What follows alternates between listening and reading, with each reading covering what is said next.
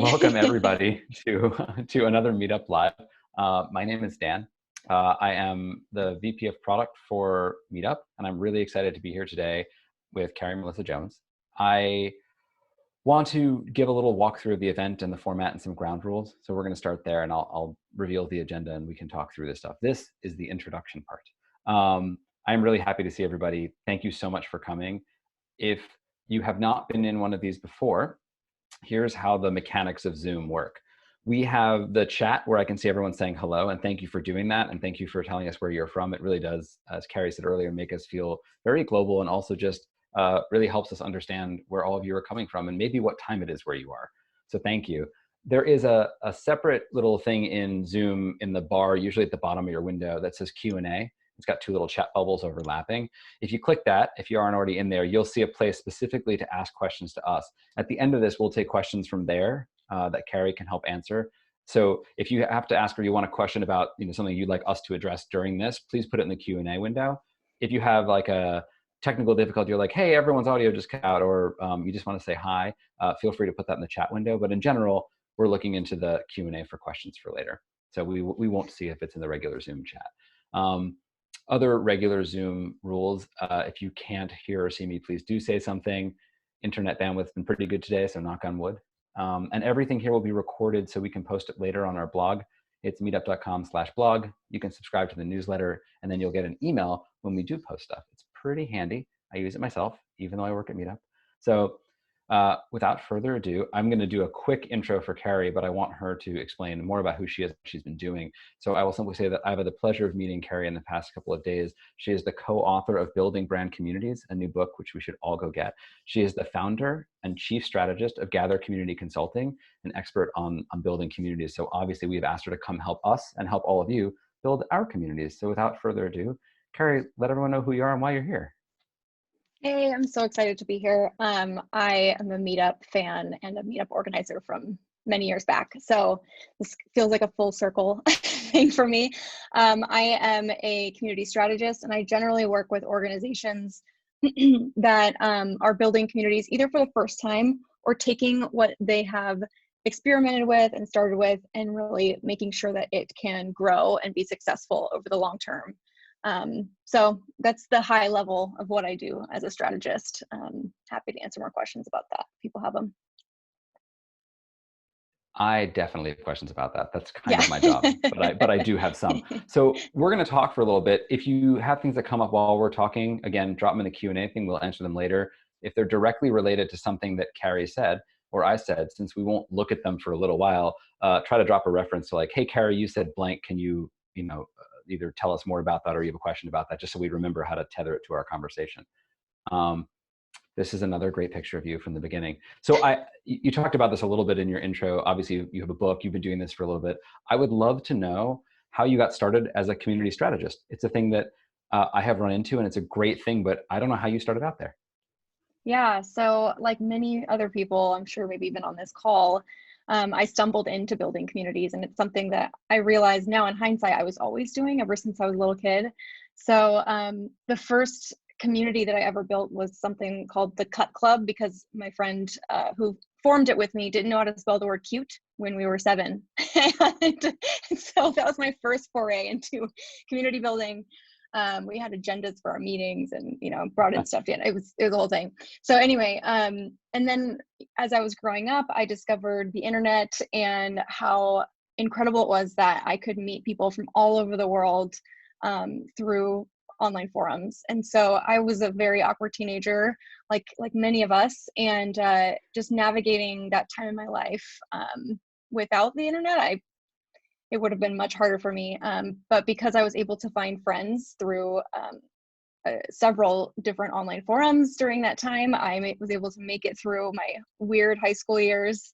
And so I'm always reflecting back on that experience and thinking about ultimately that's the power and the meaning of what we do, is helping people to forge friendships that they otherwise could not or have not been able to forge so far. So so I then went on to build community at tech startups in Silicon Valley and did that for a few years. I've been running my company now since 2013. And I was the founding partner and and COO of CMX, which is a community for community professionals, very meta. So I was just itching to get my hands back into the details, and so I now do this full time. I just love working with community builders to find ways to make their work more fulfilling and really to lead people in positive change. That's amazing. Thank you for sharing a bit of that journey. Someone the other day asked how I became a product manager, and it took me a good 4 minutes of thinking to be like, oh, right, that's how I got here. So I'm glad your path. I'm glad you can trace it all the way back to the Cut Club. Yes. A fortuitous typo. So one of the things that I have been asked by organizers, and I myself as an organizer have tried to do, is to create like a safe, or I think we talked about sometimes referred to as a brave space for my community, someplace where people are comfortable and are ready to give and take from each other. How do you work to set that up, and how do you recommend people do that? Yeah, so I think it's really important that we define what safety or what safe means, because if we don't define that, then we can have all kinds of different conceptions of what we're talking about. So to me, the ideal form of safety is one in which people feel like they can be vulnerable with one another and share and actually participate, and not just passively kind of watch someone else do something. So this is the kind of safety that creates open conversations, and it tries to avoid as best as possible any kind of harm that might happen. And what I want to say about that is it's not possible to have a completely safe space, which is why the term brave space has come into popularity. But that's actually good news, because if we have guarantees of safety in the spaces that we create, then we don't build any trust there. And actually, trust only gets built when there is the possibility that you might not be safe. And then you realize, oh, I'm going to be okay. This leader, has my back, or these fellow members have my back. So we can't create total safety. Our job is to do what we can to create it, and then uphold the standards that we set throughout our events, throughout our communication with our members. Right. So it's not so much about getting to a perfectly safe space. It's more about approaching it and getting it as safe as possible, so those risks are real and acknowledged, but are not horrible and huge. Yeah.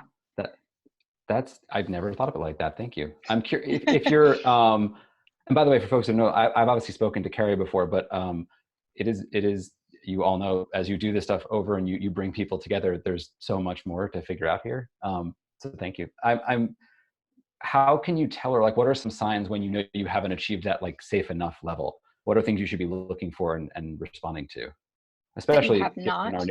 That you have not. So given our online world, like, how do I know, what are signals I can tell from my group when we're all trying to gather in Zoom that they're not comfortable, they don't feel safe, they're not willing to take that risk? Yeah, so number one is just if no one is responding to you. I've joined, and I'm sure many of you have joined, multiple online events over the last few weeks, where it's unclear whether or not I should, on Zoom, have my camera on or off, and the organizer never tells me whether I should do that. I have my mic on or off. Should I be talking to the people who are organizing the event, or should I be chatting? And so, yeah, just making that really clear. As the organizer, it's really important to set those expectations. And one of the signs that you haven't done that is that people are it's just crickets. Nobody's participating. And obviously that's really painful for an organizer to experience that. So, no mistakes, only lessons, only learning. Yeah. I have I've been tossing and turning a little bit about, you get people together I was using Zoom, but it doesn't really matter on the solution. And I can see that there's however many participants with their video off. I don't know whether to take that as a sign of, and maybe I should explicitly ask my question to you, is that a sign that they're not comfortable engaging at that level, or am I reading too far into this? You are reading too far into it, unless you have communicated very clearly that that was the expectation before the event. So for instance, I hosted an online event last week for community professionals, and I let people know you will get more out of this if you turn your camera on, because we were actually doing a series of activities in which I had them write their feelings and just different things on Post-it notes and show them to the camera, which is a really cool facilitation technique. that I learned from Daniel Stillman. And so some people still, even with that, didn't turn their camera on. And I fully understand that there are circumstances under which, somebody doesn't want to show their background, or they can't because they don't have enough privacy in their, wherever they might be, or enough space. And they might not be able to turn on their microphone for the same reason. Maybe they have kids and they're running around in the background. And if that's not the spirit of the event, and if that will pull the other participants out of the event, you need to make that really, really clear as the organizer. But if not, what I said was, come as you are. Just come as you are to this event. I would love for you to be on camera. That doesn't mean you have to do anything, but it will help.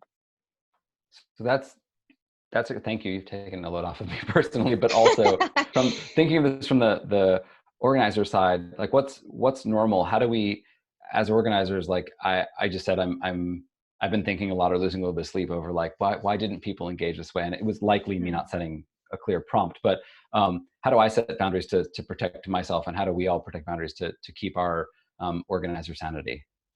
Oh, that's such a good question, because this job is very emotionally taxing, whether or not you do it for your full-time job or if this is something you do because you just love doing it.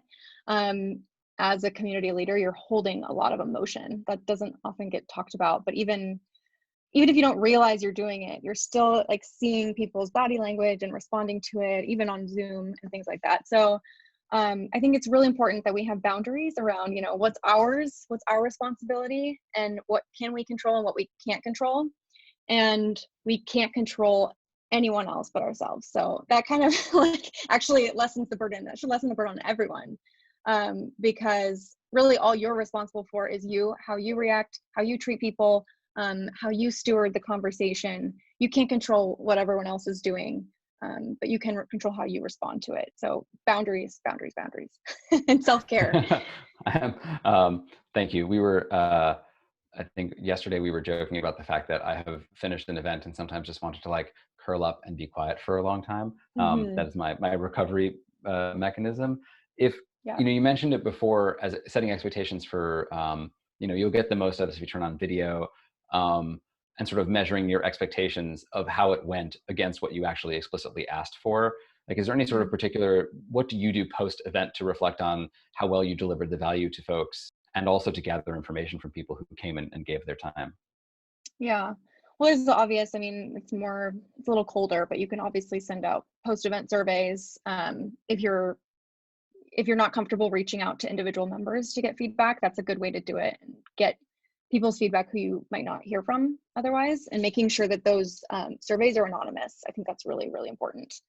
So people can feel safe to share what they need to.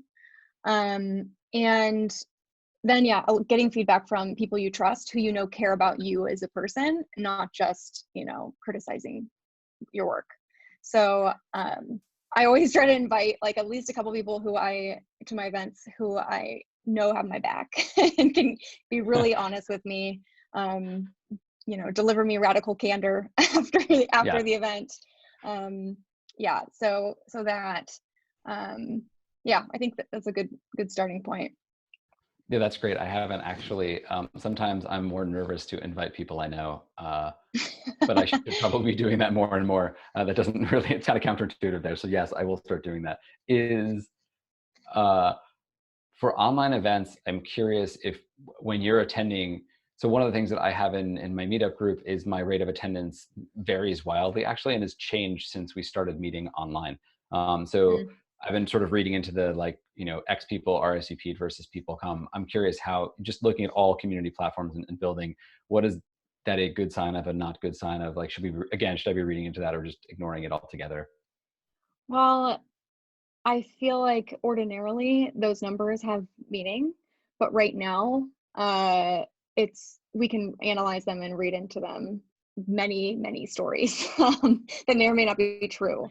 Yeah. So there's a lot of things going on right now. Like some people, are now taking care of multiple people. They're caregivers to multiple people in their lives. They can't show up to your events anymore, even though they hope they can and they RSVP,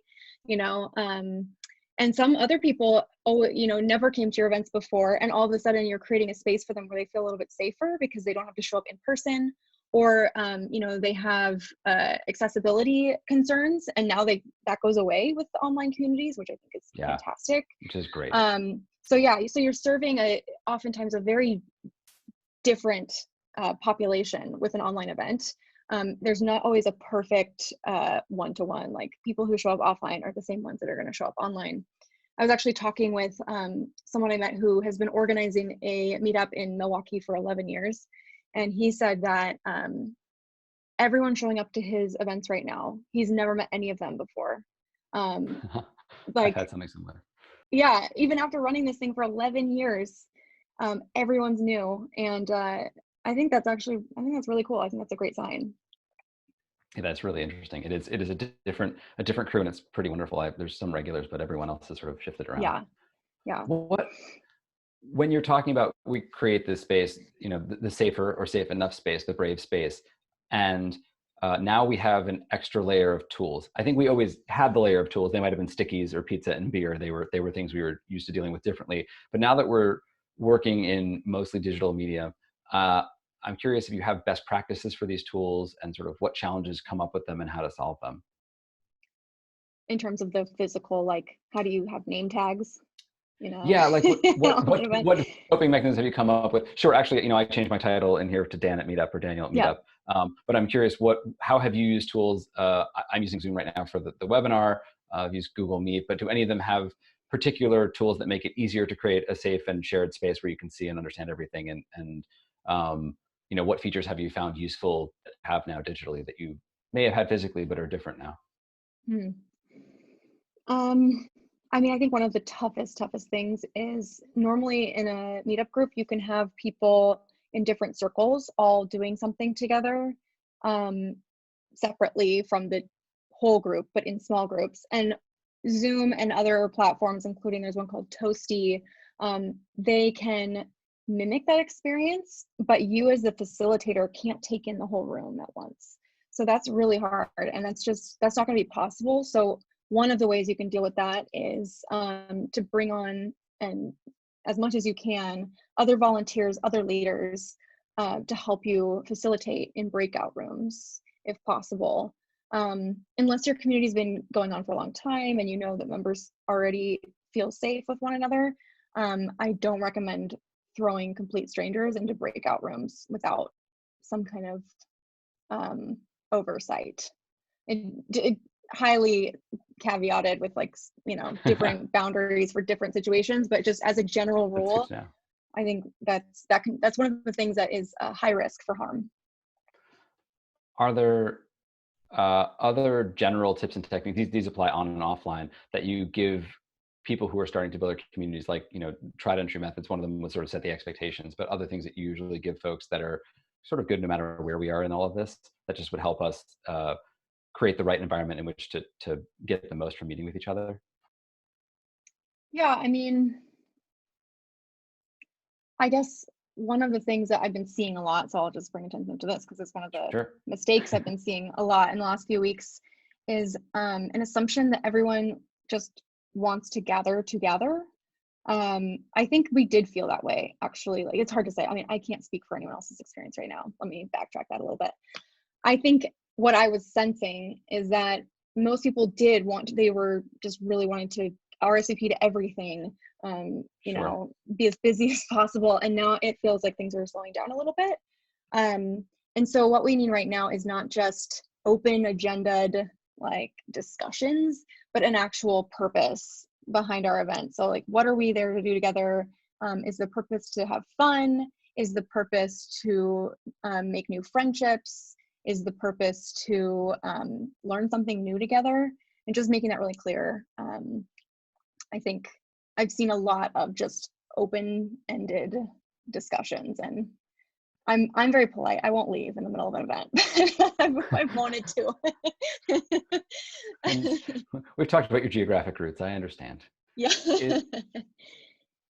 I'm curious. Somebody has been asking this, and I've been toying around a lot with this. So feel free if it's I need to think more about that. But some of the things that I've been doing with my group, we typically met together in a space like inside. We weren't going and doing a physical activity together. So just because you were talking about the that need initially, and maybe still for some people, of the like, I just need other people right now, led to some of the unstructured hangouts, et cetera. What if your group was centered around a specific activity? Do you have any recommendations for what organizers who are, let's say like you were going hiking together, it was a physical thing together, what should they be thinking about bringing to an event like they can do on Zoom? What's the value that they're going after, and how do they make that clear for people so they know whether to go or not? So I just want to make sure I understand the question. So Of it's course.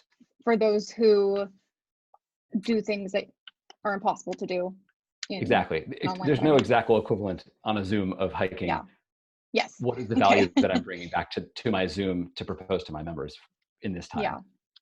Yeah. So I often think about in terms of building online communities, the difference between synchronous and asynchronous events and programs. So let me explain that. So it's synchronous events are going to be like, this is a synchronous event. We're able to talk live right now. Asynchronous is something like your Facebook feed, where you can post something and then 3 hours later someone can write something, and then 3 hours later you can respond to it. So you're not necessarily in the same place at the same time digitally and having a conversation live. So those synchronous experiences of hiking up a mountain, or maybe playing music together, those things are going to be harder to do right now, if not impossible. The hiking, obviously impossible. I don't know, music, some kind of a Zoom music jam session probably would work. It's hard. yeah, I imagine. But the asynchronous is still available to us for events like that. And so I think one of the really powerful things we can be doing right now is sort of archiving and cataloging for the future. How did this group weather this time? Because it is historical. There's no doubt about that. So an archive of maybe you went on a solo hike somewhere. I know a lot of parks are closed right now, but taking photos of that and sharing it with the group, or discussing how you're dealing with not being able to, go out and go to the skate park anymore. Whatever that activity might be, you can have conversations around that, and conversations around related ideas. It doesn't have to be a perfect one-to-one translation. In fact, it's like almost across the board trying to do that will fail. Yeah. No, that's a good, thank you. I've been thinking a lot about the things that I do that are not possible to do right now. There is some level of coming together to share my love of doing them, even if I can't do them. Still focused on the thing. I can't quite do that right now. Turns out there's several of those things. Lots. I'm trying to figure out if when we create these spaces, regardless of, again, in person or on Zoom, what are some of the, they are real direct effects, but what are some of the happy, positive side effects of creating a space where people feel comfortable and they can get together? What are the things that we're actually looking to do, since you spent time studying, community? What are the big wins that maybe we don't have time to focus on when we're actually in the heat of the event and planning our next one?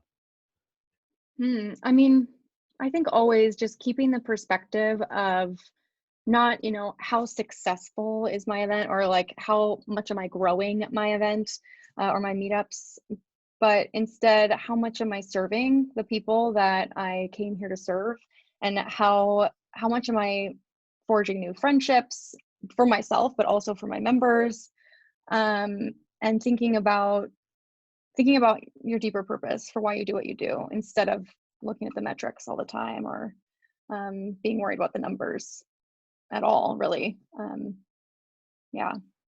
Growth comes from that. Right. Yeah. What's the bridge between, the numbers, the event, doing the thing, and like actually building that successful community? Where's the jump off point? I know for myself as an organizer, I have always been pretty focused on the events. The community has been almost a side effect. That's been nice. But what would you recommend for people who are realizing now that they actually it's the community they're missing in that thing? What are they, what's the bridge to get from just being an event planner who does a series of events versus like fostering a community? Oh, that's such a good question, because it's very complicated. And there's I'm sure, there's no wrong seconds. answer. Yeah. I have 30 seconds to answer that. No, you have minutes. Okay. There's not a wrong answer to this question, which is what I love about it. Because you can experiment and try many things. So, maybe it's you build a forum on the side of your Meetup series. Maybe you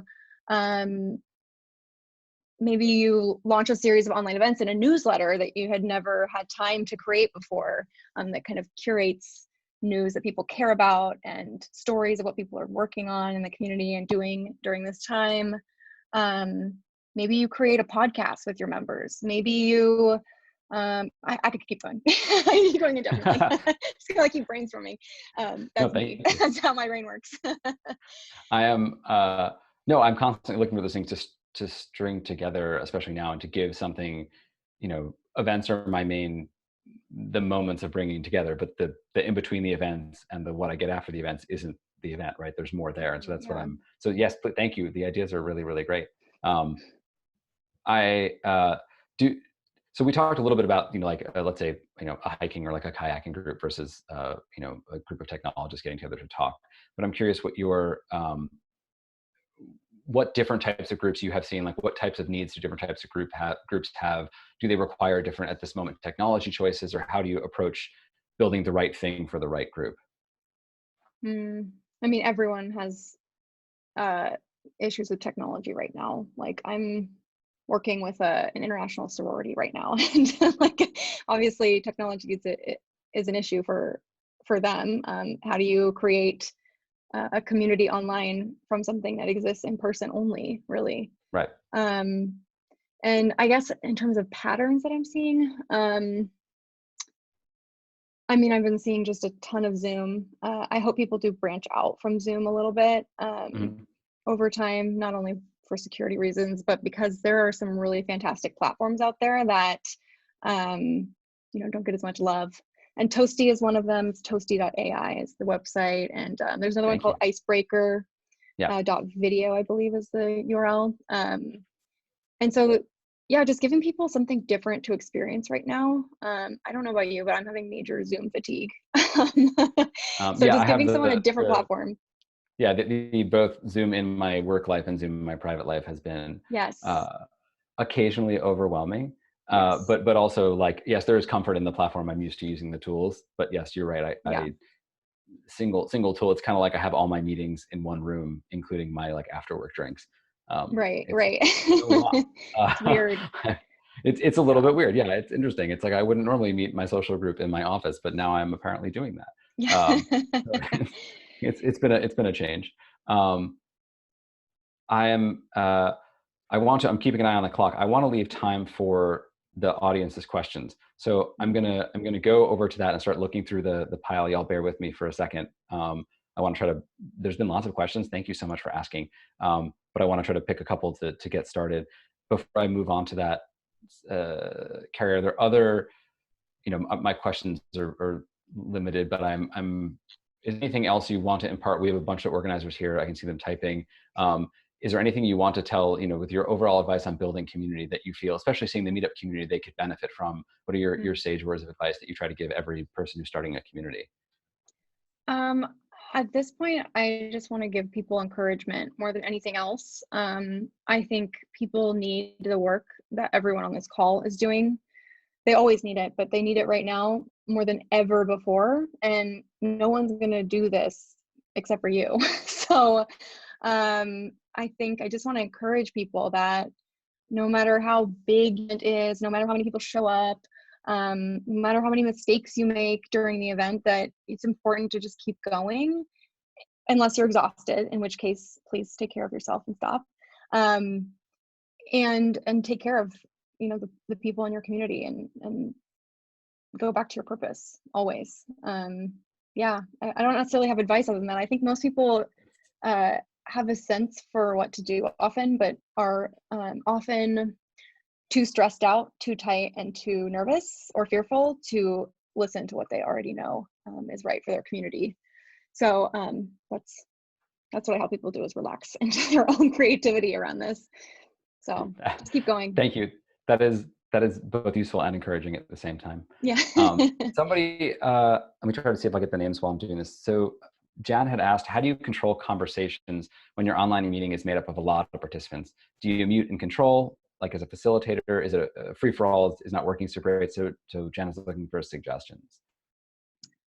Oh, I see. It's right here. Okay. So I mean, I'm curious how many is many. There's sort of my limit to having people on mic generally on a meeting like this is about Yeah, 15.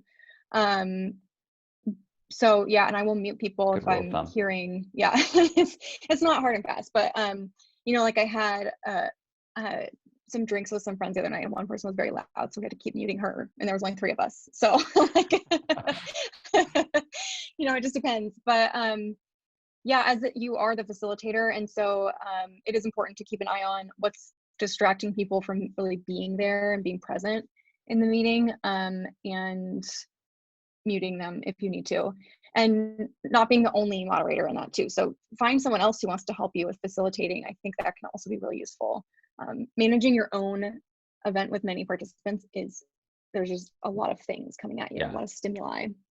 Yeah. It's also, I will say for myself, it's very different. In a room, it's a little bit easier to sort of keep an eye on and Yeah. understand when you need to step in and control, but it can get very noisy very fast in a Zoom. And even knowing like who to mute and when it's I a thing. know. Yeah, Um, it is. yeah, Yeah. it is pretty, uh, it's intense. I like it, but it's intense. So someone asked me, because we were talking about breakout rooms, it's anonymous attendee, so thank you. But surely breakout rooms can be useful for small groups to get to know each other if it's based around a topic. They said they did a virtual speed dating that's worked on, 1 to 2 to 1. Do you have any thoughts on structure? As you said, it's risky, but just going back to breakout rooms and how to use them, whether lessening the risk or use them appropriately.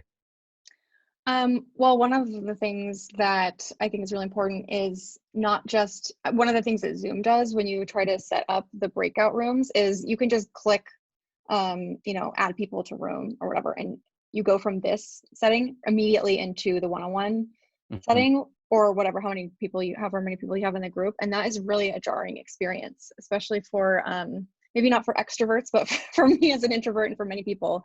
That can be really jarring. So just priming people for what's to come, what they should expect, making sure that you have questions prepared so that if they get stuck about what to talk about, that they can go back to that. That's what Icebreaker is actually really good for, is they have these cards, Oh, these great. Yeah. conversation cards. Yeah. Yeah, I think that's the easiest tip I can give. I think in Zoom, one of the things I didn't love about breakout rooms is there's no way from the room to talk to everyone again. You can talk as a host into all the rooms, but that was like, I was trying to find a way to, I think you can leave a room and end up in the main space again. Yeah. But trying to give people like an exit strategy, if that's needed. It's a little Yeah. less graceful to just sort of like jump out of a room. But Yeah. yeah, it's been interesting sort of learning how to use that feature. And thank you for asking. Sorry, it's anonymous, but thank you for asking, because I've been trying to figure out how to use it. Hang on, let me search a little bit tiny more.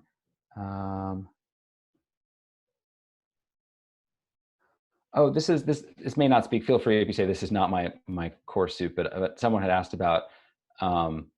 They're thinking about, now that online events are more of the world, how what are other ways you can get the people who are already involved in your community or even outside to sort of pay attention to your events, because now there's lots and lots and lots of options. Mm. So it's sort of like a marketing kind of a question Yeah, in some ways. Yeah. Well, you can't make people do anything, as I said in the beginning of this. You can't even necessarily get them to do anything that is, moving toward manipulation. All you can do is create the environment that will make people comfortable and again feel safe to share with their friends, to come to this thing. And then obviously there's all kinds of marketing tactics you can use, social media postings. You can post to multiple event listings, go niche as much as possible is something I'm always advising community builders to do. Is if your yeah, group is like, female entrepreneurs, that's generally too broad. Not always, definitely not always. But try to go more and be more and more specific. So for instance, I had started a meetup years ago that was for people walking dogs, but it wasn't just for walking dogs. It was for people who work from home who wanted to walk their dogs together. So very, huh? very niche. I'm sure, I've seen Meetup giving that same advice actually about going as niche as possible. So yeah, and then your audience can find you that way. Yeah, thank you. It's been interesting. Also, you kind of said like there's a lot right now. Before we were Yeah. talking about how, there's there has been an overabundance maybe, but there's certainly an abundance. So it is just realizing that that's what we're in. Yeah. I guess one thing I would add to that is people aren't necessarily they're looking to get their immediate and urgent needs and pains met and solved right now. Mhm. So if there's anything your meetup can do to solve people's urgent, immediate needs right now, start there, because that's how how people are going to want to show up. People will make time for something that's truly, truly valuable right now, but just adding another event for going to an event's sake is unlikely to produce good results. Got it. Yep, that makes total sense. Hold on, I just want to see where I got.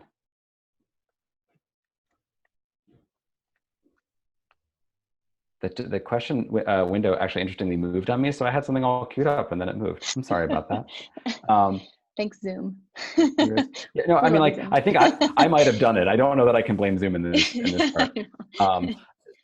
David Newman was asking, how do you facilitate a space where you have including people on the autistic spectrum? I know that's obviously a very particular question, so it's fine to say I'm not an expert in that, and that's something you need more expertise in. But I'm curious if you've run across even communities just where needs vary across the community. How do you try to bring people together in a space where not everyone's needs are going to be the same? That's a fantastic question. That's such a good question. I'm not an expert in this particular, like in serving those on the autism spectrum. So I do want to say that. What I also want to say is there's a ton of research on the power of online community for people who are on the autism spectrum. That's a whole area of research actually in academia. And as well as people who have, stigmatized health conditions or rare health conditions and things like that. So I don't necessarily have the answer to that particular question, but I do know that there's a lot of people working on that. And if I can offer any resources or help you find any resources, David, I'm happy to help you with that. Yeah, thank you. We'll try to, for everyone, we post the recordings of this on our blog afterwards, and we also try to answer additional questions we didn't get to here. So maybe we'll try to do some research and find some resources to post. Yeah. Let's see. Becky from St. Louis asked, I organize a group for the support of organizers in St. Louis. Back to your meta construct, right? A number of area organizers, when I ask what they're doing with their groups during this time, have replied, what's the point? So we do specific in-person events and we can't do this online. Our members want to do that specific event, not something else. How do you respond to those people? I know you gave us some general encouragement, but how do you help take someone from no one wants what I've got right now to giving them reason to go forward and find what they need? So yeah, this is about your group might not feel like this urgent and necessary need right now. So I think one of the things is just, again, finding out what those needs are, and your concept of your meetup group might look very different right now than it normally would.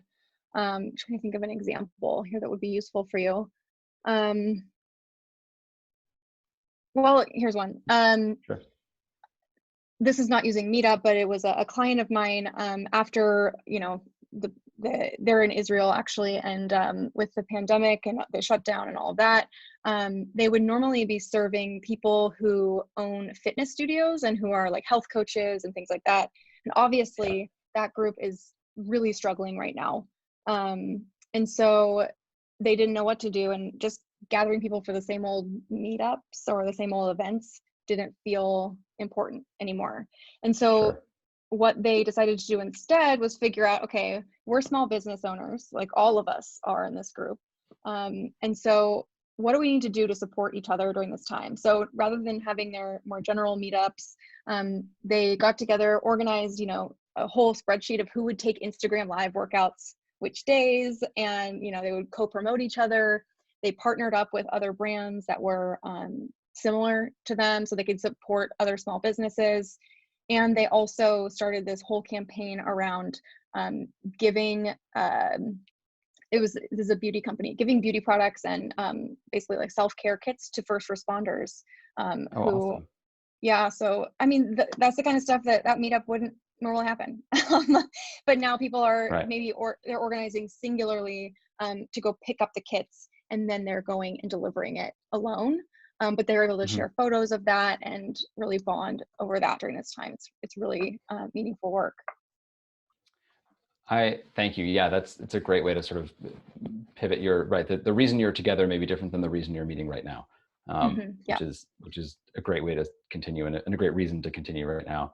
I want to do at least one more. I have one here that's just interesting, which is suggestions on the opening or like social mingling at the beginning. This person, Eva, sorry if I pronounced it wrong, was saying sometimes it takes 20 minutes to get started with like personal intros and stuff. You mentioned icebreakers as the product, but I'm curious, do you have any tips for how to get all these people into a virtual space together and get the mingling to be effective and also sort of get the whole thing going? Yeah, well, this is highly dependent on how many people are in the virtual room. Absolutely, yeah. Like if you have 5 people, it's fine to do an intro, like a round robin intro. If you have 30, please don't make people sit through that. Or if anything, have them share like one word or, like they can put their names on Zoom. They don't have to go around saying their names like they normally might. And this is actually one of the facilitated activities that I did in an event last week, was having everyone write down, instead of doing one-on-one intros, having everyone write down how they were feeling. So like actually just at the same time, everyone holding up their Post-it note, and Awesome. saying like, this is how I'm feeling. And that's the group activity we did, the icebreaker, so that it saved time, because then we didn't have to go around and say like, I'm Josie and I'm happy. Everyone could just do this. And it was really cool to see like the range of emotions people were feeling. Yeah. And recognize that everyone's experience is different right now. So doing activities like that will get you out of the intro as quick as possible and into actually doing fun stuff together. I'm definitely going to use that. Also, I can imagine it's both different and nice to absorb information from, like, I'm looking at the grid view of people so much. It's kind of nice to see like words in my grid view versus like everywhere. I know. It's a nice refreshing change. Thank you. Also, Yeah. big fan of Sharpies on Post-its because I build products and that's sort of what I do. Yeah. I had Sherry Anderson ask, thoughts on charging right now, by donation, or should I not be charging people to come to things now, even if I normally used to charge? What are your thoughts on how that plays a role, both in the community in normal times and also right now? Oh, that's going to be a very personal decision, and looking at what the needs of your members are and how you might be serving them in this time. So I can't say definitively for anyone that I don't have enough details on that you should or shouldn't charge. Like I just launched an online program and I'm charging for it right now. I'm not charging what I would normally charge for it. Sure. But I know how much work I'm putting into it. Yeah. And I know how much value people will get out of it. So I still have to support myself too. So there's the other aspect of that, of if you are going to charge, there's probably some storytelling that needs to be done around like, I need to support, like I'm struggling in this too right now. Please support me if you think that I've provided value in your life. If this will provide value for you, like I would really appreciate your support right now too. Yeah, no, I think that openness that you're expressing really helps, which is it's an understanding of what you're looking to do and why there's money involved, not just sheer profit. Yeah. No, that's really useful. That's been I've often charged a couple of dollars because it covers physical overhead. Actually, now I don't have physical overhead, so for me it was really easy because I was like, oh great, I don't have the expense of that. But I just talked to an organizer the other day who was like, do you pay for your Zoom account? And I was like, no, I was lucky, I don't. And they're like, I do. And they're like, I just started doing that, but then I realized, oh, I'm going to need help doing this. And so they started asking for donations just to cover the cost of their new technical home, which made a lot of sense. And I think they felt a lot better that they could explain the reason for it. Oh, Naomi asked, please give more information about Toasty. No, I'm not a Toasty rep. I think they're starting to do some group demos. So instead of doing a one-on-one demo, you get to go in with a group. And so it's a little more, it's a little bit easier of an ask. Yeah. So like I said, it's toasty.ai. And I'm not getting a kickback from this. I just really like the product.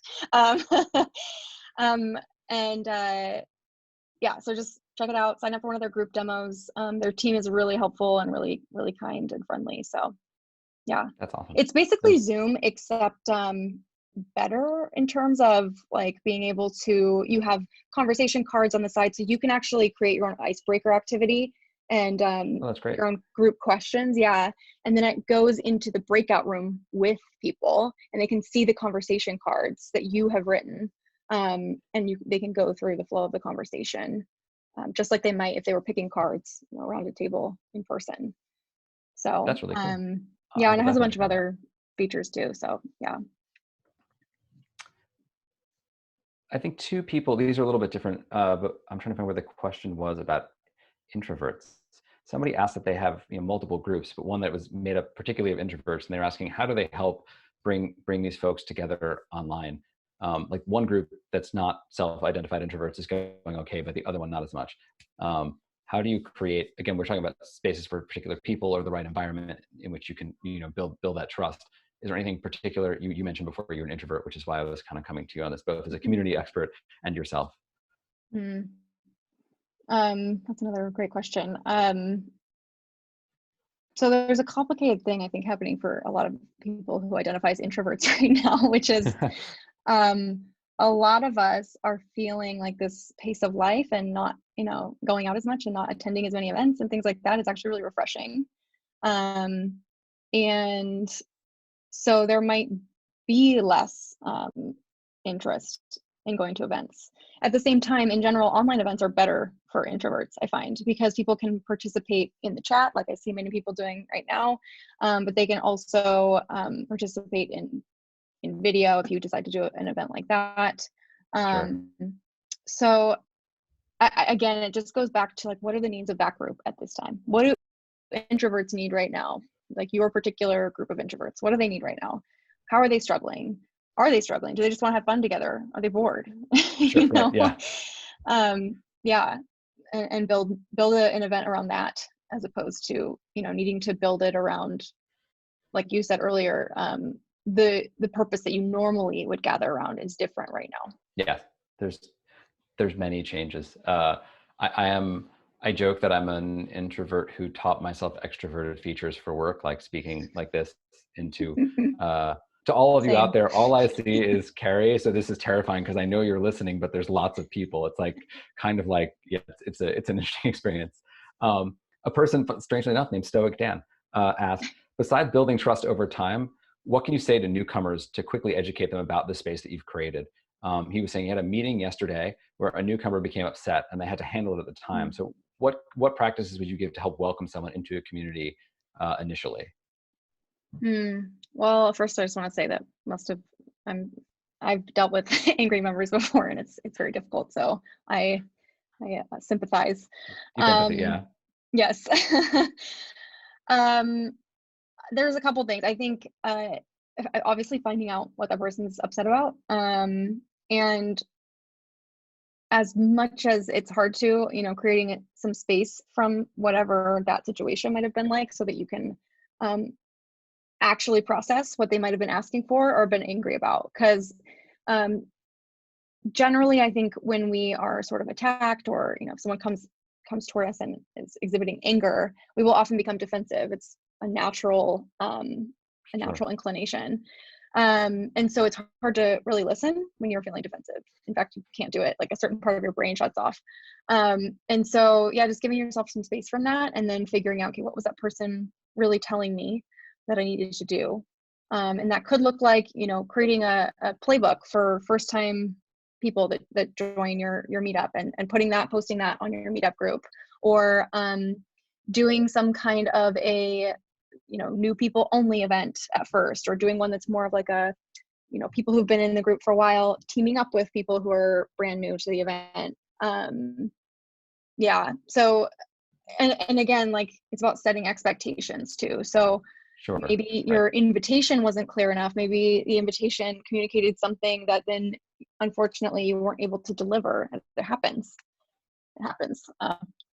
So Yes, I've been there. yeah, me too. Me too.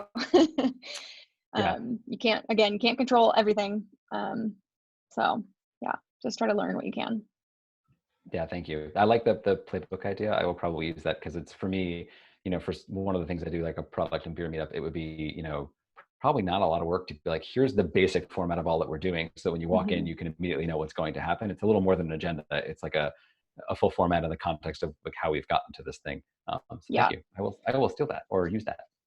So that's really key, because one of the things that we're often trying to do in communication, especially any new relationship, is remove uncertainty. And so the more relevant information you can provide to people to reduce their uncertainty going into the event, the better off they'll be when they get there. Because uncertainty makes people, as we all know right now, stressed out. It's very stressful, and it's hard to be friendly and show up and be fully present when you are uncertain. Yeah, there's yes, there's definitely stress that can come with that. Yeah. It's a real constant din in our lives right now. Yes. Um, oh, this is Lisa had asked similarly. She was asking about how do you manage a member in a group of 15 that's not so tech savvy and you need to help them. This is something I've dealt with also, but I'm curious if you've seen this, where there's like the person or two in the group whose biggest barrier to being in the group is like the Zoom or the Google Meet or the whatever, and you're like, sorry, I have to mute you because there's just noise or whatever. How do you help them feel welcome but still sort of police and teach them at the same time? Yeah, I mean, first, patience, I think is really important. And often you don't know about that until they show up and they're struggling. Obviously, the best case scenario would be one in which they tell you ahead of time they've never used Zoom before, or send them a tutorial or something and they watch it, or you could call them and talk them through it. That's never the case. Very, very rarely is that ever the case. So yeah, I think patience, and this is again like where having a co-organizer can be really helpful, or someone else who volunteers to get on the chat with them and talk them through whatever they might be experiencing.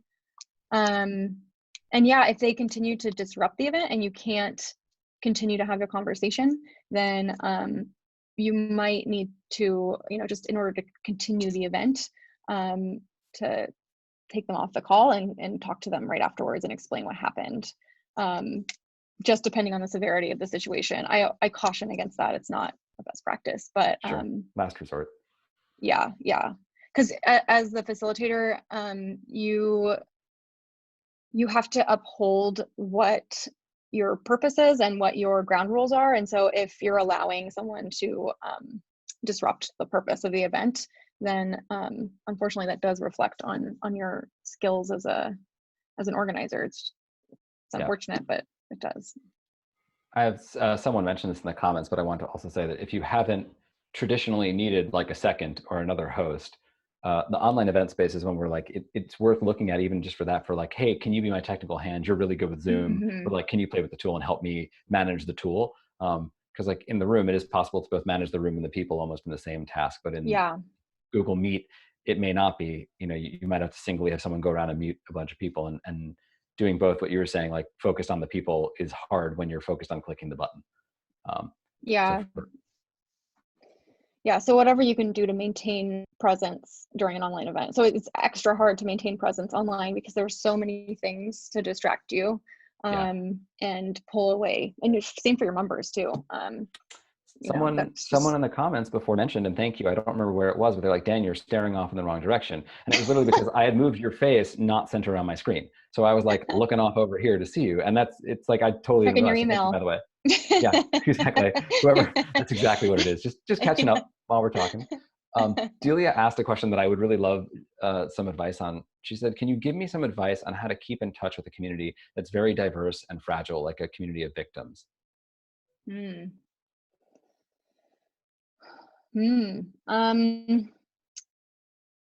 So, I mean, I would be curious how you ordinarily keep in touch with them and if it would actually need to change right now or not. And I think one of the things, especially I'm not totally sure what you meant by fragile, but if you mean like sensitive or just has a hard time, I'm not sure exactly what you meant by that. So I can ask you some clarification from my perspective, asking particularly when we're really lucky to have a lot of support groups on Meetup. Because normally they're getting together, and actually that physical space is actually safer for them than the spaces they are. So I think also we're dealing with that change as well. But yeah, it's really, I think you were getting at what would need to change now. I'd be curious, I've been thinking a lot about how much my communication's one-on-one versus like Zooms in a room. And sort of what tools I need to use for each thing.